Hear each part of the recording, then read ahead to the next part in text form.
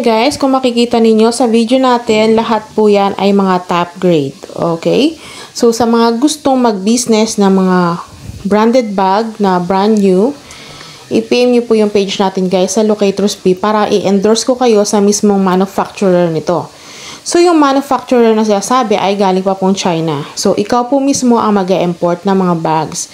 Tutulungan ko po kayo gamit ang forwarder company natin na legit na nag-i-import talaga ng mga ukay bags saka ng mga brand new bags, top grade bags. Ayan guys, sa lahat na makikita nyo sa video ko ay galing sa factory. Lahat po yan ay branded at brand new. Kaya kung gusto mo mag-avail ng ganyan, i-pay mo yung page natin, i-endorse kita. Bayaran mo Locators Fee ko.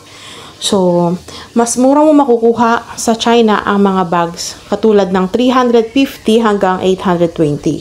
So, yung 350, yan po yung mga naka-dust bag. Yan po yung mga walang box. 350 hanggang 400, makukuha mo yun. Pero top grade siya. Yung may mga box naman, yan po ay mga top grade din na with box, naka-sealed siya. So, makukuha mo yan ng per piece, ng simula 500 hanggang 820. Depende sa'yo. Depende sa mga mapipili mong bags. Kasi ikaw po mismo ang mamimili kung ilang bags. So, ayan guys, i-PM yung page ko para sa Locators Fee. After mo magbayad ng Locators Fee, i-endorse kita agad-agad para makapag-usap na kayo ng mismong factories. Thank you for watching!